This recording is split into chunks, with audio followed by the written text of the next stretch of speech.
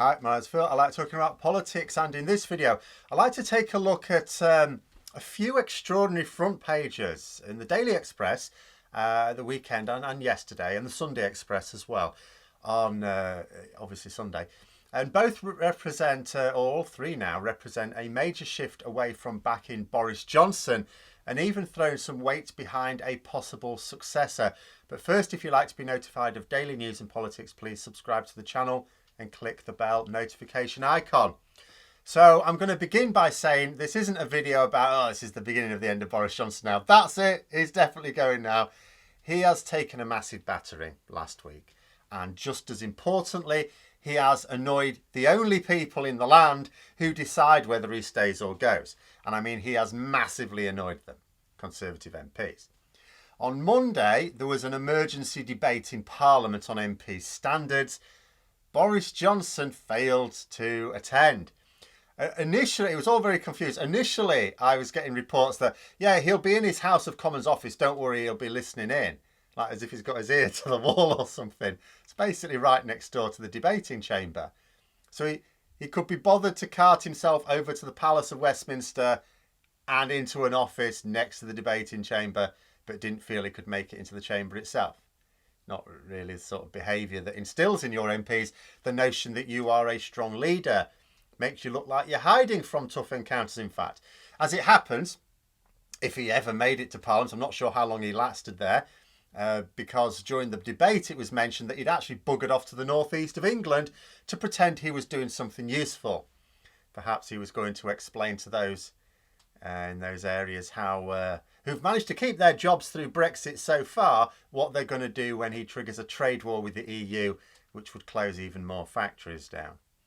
But as annoyed as many Conservative MPs are about having to trash their reputations in their constituencies on the altar of Boris Johnson's ill-thought-out policies, I've seen too many of these false dawns to think that this time he's gone too far. There were people saying, you know, that Boris Johnson has misjudged the mood here. And my argument was, in public, certainly. But what matters is the mood amongst his own MPs. If Boris Johnson gets away with this, again, he won't have misjudged the mood. He'll have got the mood perfectly right. His MPs will be seething, but they'll let him carry on. You know, now there will come a day when he falls. Of course there will. But unless it's in an election, I'm going to suggest that I'll never see it coming. Because he's already survived scandals that would have finished him off in normal political times. So I don't think I would actually recognise the actual beginning of his last days in office. And I have to say, there isn't sustained pressure in the media. He has been getting a few bad headlines on the front pages, but it's not every day and it's not all the time. It's not like they're heaping gradual pressure on him with anti-Johnson front pages every day. But there were some very curious front pages. On Saturday, the Daily Express had the front page, "Voters warn Boris, you're losing your grip." Now notice it's still Boris, not Johnson or Prime Minister. It's like a friendly intervention from, well, friends, rather than an attack from an opponent who wants you gone. But I think this might be the first time that this particular paper has carried a negative front page about Boris Johnson since he became Prime Minister. The week before, he was the gladiator. They hailed him as the gladiator for standing up for us. And that's how it's always been. You know, with the Daily Express or the Sunday Express, they've always backed him, even when other papers have gone, hang on a minute, this isn't right. You know, and I could be wrong, but I certainly cannot think of an example in the Express where they have been at all critical. There have been cock-ups in the past, lots of them, where the Daily Mail or even the Telegraph, now they've been quiet recently on this particular one, but where even those papers, and certainly the Times or the Financial Times, has hauled Johnson over the coals in their editorials and front pages. But the Express dutifully chugs along, either reporting on something else to distract the masses from the latest scandal, which is what the Telegraph are doing right now, or if they report on it at all, making out that it's actually a stroke of genius from Johnson or that it's actually someone else's fault. Anything to protect their man. Johnson has to be protected at all costs, even hailed for his brilliance if at all possible. This headline caught my eye because I could not remember this paper being so critical of Boris Johnson. And then the Sunday Express. Now, the Sunday papers do have different editors to their weekday versions, but the same stable. They can sometimes have a slightly different take on things. But they carried a front page hailing Liz Truss talking about jobs. Now, Liz Truss is the Foreign Secretary. Sure, they're trying to combine this already mighty role with part of her old job in international trade. But right now, she is the Foreign Secretary, and that's it. The Foreign Secretary has very little to do with job creation other than improving foreign relations to allow for an expansion of trade with countries where our relationships are not currently at their best. But that's not what this front page was all about. Although the story was going on about her Asia tour, Foreign Secretary Liz Truss has set out a vision for Britain as the beating heart of a global network of liberty, it says. Foreign secretaries don't set out visions like this. This is the sort of thing you report a Prime Minister doing if you wanted to back them. Are they bigging her up in order to get people thinking that there's a replacement waiting in the wings? Liz Truss has got this vision. Yeah, Boris Johnson had this vision. The vision's crap. Liz Truss has got a different vision. Isn't it brilliant? Liberty, jobs, that sounds good. Because the issue with Boris Johnson is that Conservative MPs know he's useless. They know they always did. They haven't been surprised. They've always known he's useless. Except for campaigning, where he has some sort of charmed life. But in terms of government, he is useless. They know that. They factor it into the price for winning elections. They accept it. But will he win another election? He's making such an arse of things. And Labour may not exactly be on fire with the electorate, but nor do the previous attacks on them work with Starmer as leader. Friend to terrorists. Yeah, he's put terrorists behind bars. Dodgy mates. He's put corrupt politicians behind bars. They're weak on law and order. Did we mention he's put a load of high-profile criminals behind bars? I think Labour will be mentioning this a lot in the coming election campaign. In fact, I know they're planning to. But the problem for the Conservatives has always been, even if they accept that Johnson has done his one job of exiting the EU and is now a liability, who do you go with that isn't even worse? Like, Michael Gove is competent, but does he have the charisma to engage with the populist hype that has engaged so many people that are not traditional Conservative voters that they now depend on? Probably not. Potentially the same with Rishi Sunak. He's better regarded amongst the public, but he hasn't had time to tarnish himself yet. This is their issue. If they don't have a leader who can tap into that populist gaslighting trick, then they will lose significant numbers of those voters that Johnson attracted. And they need them.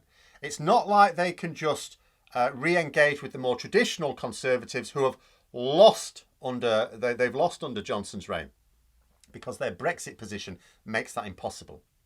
They are completely trapped without someone who can maintain that populist support amongst those poorer voters that Johnson was able to con.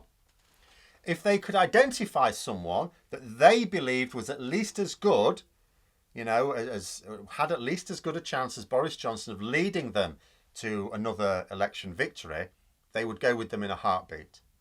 The cabinet minister currently topping the polls amongst Conservative members, according to the Conservative Home website, is Liz Truss. By some distance, actually. Sky-high approval ratings. No doubt because she gets all the good press. Like, her trade deals are very damaging to the UK.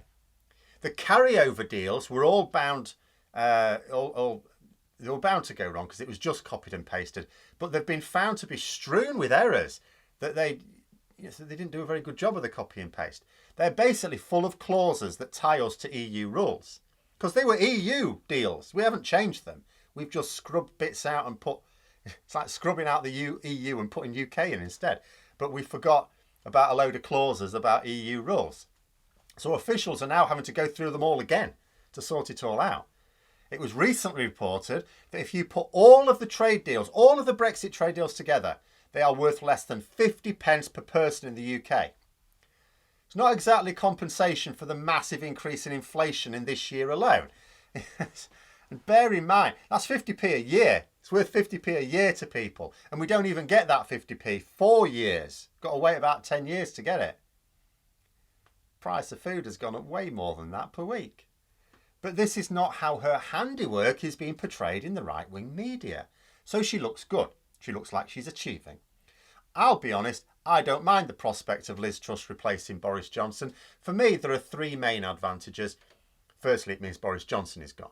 I don't want to say that there couldn't be anyone worse than Boris Johnson, but I am thinking that the party probably wouldn't pick one of the very small handful of even worse MPs to be his replacement. Never say never. Secondly, we might see a halt to a lot of the damage as Truss's brain tries to grapple with contradictory concepts. She was never a Brexiteer.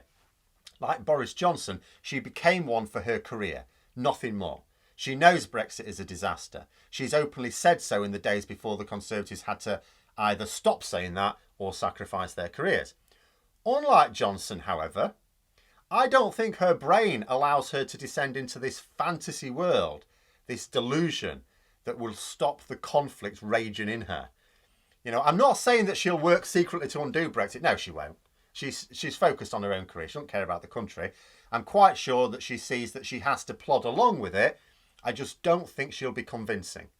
Remember, it was Truss that wrote to Cabinet colleagues last year to warn about the dangers of leaving our Brexit borders wide open. She can't go along with it. Her part of her brain just goes, this is nonsense, and things spill out. You know, so what will she do as Prime Minister? Whatever it is, I can imagine it's less damaging than what Boris Johnson's been doing. And the third advantage is that I think she's a paper tiger. She's popular amongst Conservatives because she appears to be getting things done in a cabinet of failure. You know, I've seen her exchanges in Parliament against both her previous Shadow Secretary of State, Emily Thornberry, and the current one, Lisa Nandy. She'll be hopeless. And she will lack Johnson's mindless optimism on the campaign trail and brazen ability to just lie. And because Johnson, it works for Johnson because he just creates these delusions and he fits into them and they're fine. You know, if the Conservatives want to get behind her as Johnson's replacement, be my guest. But I do think it will be interesting that if Johnson is under pressure in the media.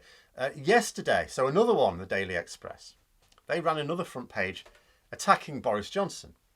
I suppose being fair, it was less of an attack and more of an appeal, but it was still a front page that makes it clear that the Prime Minister is not behaving as he should. Of course, Johnson could stop being a prick for a week or two, you know, calm things down, pretend he's learned his lesson, like a naughty little boy, go, I'm sorry, I won't do it again. And the polls reset themselves and we just wait around for the next big scandal. But you do wonder what might happen if there's, say, another big scandal sometime soon. The Tory corruption story is running. More things are emerging there. Might have to talk about one of those tomorrow. And there's a new poll from Ipsos Mori, which is one of the two that does get electoral results right. So it's one of the two that I say is reliable. That now places Labour ahead of the Conservatives. Now, I no longer think that Johnson's fall will come this year. I was convinced it would come this year. It hasn't. It's not going to. And while Labour failed to enthuse more of those don't knows, because there's a lot of don't knows out there now. There's a lot of people no longer convinced by the Conservatives, but they're not sure. You know, so until Labour can grab a load more of those, the Tories will always have a chance of getting back ahead in the polls. Just being ahead doesn't help them, of course. That still could mean an electoral loss, but their MPs will be calmer if they're at least ahead. But if there's a sustained period of being behind in the polls, certainly too far behind to risk an early general election, and if the combination of his policies and Brexit make things worse with each passing quarter, never mind year, then they'll have to look to someone else. Because if they feel they need an early general election because they cannot afford to let Brexit run till 2024 before an election, they need that bounce in the polls, so they'll have to go with someone else. That will give them a bounce back in the polls, absolutely, because you dump all the blame on the outgoing leader, the new one's hailed as this great messianic figure, and then try and get that early general election before it's too late. But those are my thoughts. Let me know yours in the comments below. I hope you found the video interesting. If you did, don't forget to click the like button. If you'd like to support the channel further, please also click the Patreon link for details. And until next time, I'll see you later.